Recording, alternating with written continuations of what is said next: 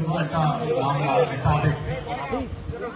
আমরা ছোটবেলায় যখন স্কুলে যেতাম তখন অনেকে সাইকেল চালিয়ে যেত, অনেকের হয়তোবা বেতন দেওয়ার টাকা থাকতো না, অনেকে বাবা মার হাতে মার খেয়ে যেতাম, অনেকের ইউনিফর্ম কেনার টাকা থাকতো না, অনেক সময় একজন আরেকজনের পাশে এসে দাঁড়াতো। আমরা ছিলাম অনেক বেশি আন্তরিক, অনেক বেশি মানবিক।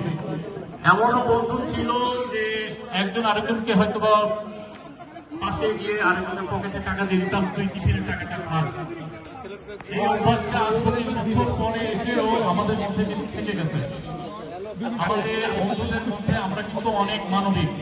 এই কিছুদিন আগে আমরা যে 100টি পরিবারকে আমরা সাহায্য করেছি, মানে ঈদ উপহার বিতরণ, এখানে সম্পূর্ণ কৃতিত্ব কিন্তু শিশিরের। শিশি ওর ব্যক্তিগত প্রচেষ্টায় কিন্তু ওর এই 100টি পরিবারের জন্য যে প্রচেষ্টা করেছে, এটা কিন্তু মানবিকভাবে প্রশংসার দাবিদার।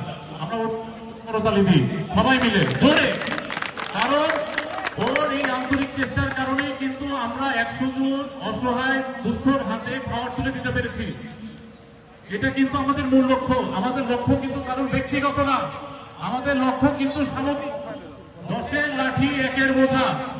আজকে আমরা সবাই মিলে একসাথে হতে পেরেছি এই কারণেই যে আমরা সবাই চেয়েছি যে প্ল্যাটফর্মে এসে দাঁড়াতে, যেখান থেকে আজ থেকে 10 বছর 5 বছর পরে গিয়ে কোনো বন্ধু যদি বিপদে পড়ে অসহায় হয়, যেমন আমাদের বন্ধু মুরাদ, তাকে আমরা একটা অটো কিনে দিতে যাচ্ছি।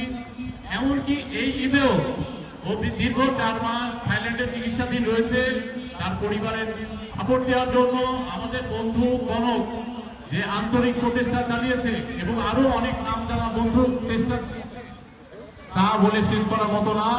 এবং আমরা গোপনে আমাদের বন্ধু, বিশেষ করে বাপ্পি, কনক, বিপুল, শিশির, এরা যা করে এটা বলার মতো না। ওদের জন্য জোরে করো হাততালি সবাই। আমরা সবাই ওদেরকে থ্যাংক ইউ দিই যে ওদের পর্দার আড়ালে ওরা যতটুকু বুক পেতে সবার জন্য পাশে এসে দাঁড়ায়।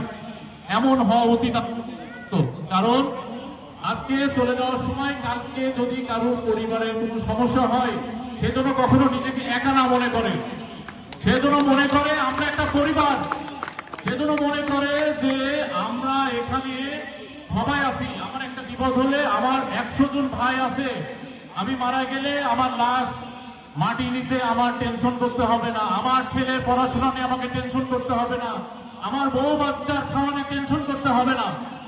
আমাদের উদ্দেশ্য সবাই মিলে ভালো থাকা। কিনে উদ্দেশ্য সবাই মিলে ভালো থাকা। মান অভিমান থাকবে, থাকতেই হবে, না থাকলে বন্ধুত্ব কিসের? একজন আরেকজনকে চুদির ভাই না বললে যদি না হয়, ভাইকে হেল্প করতে হবে। কি বলে?